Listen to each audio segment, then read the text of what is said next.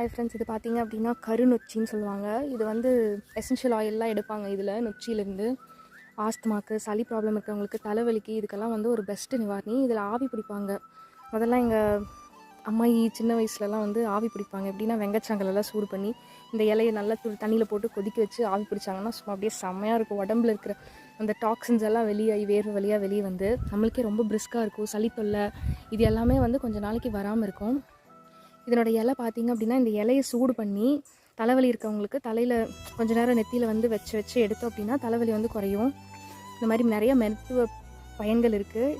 கருநொச்சி இலை நல்லா வந்துருச்சு. இப்போ தான் நல்லா தலைய ஆரம்பிச்சிருச்சு. நாங்கள் கொஞ்சம் இடையில தண்ணி விடாமல் விட்டங்காட்டி கொஞ்சம் அப்படியே ஸ்டாப் ஆயிடுச்சு.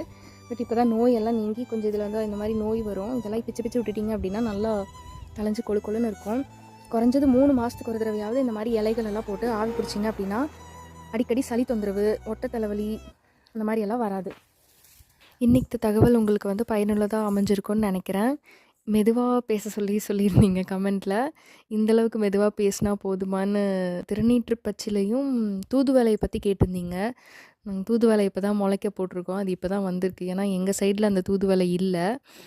ஸோ கூடிய சீக்கிரம் அந்த வீடியோஸும் அப்லோட் பண்ணுறோம்.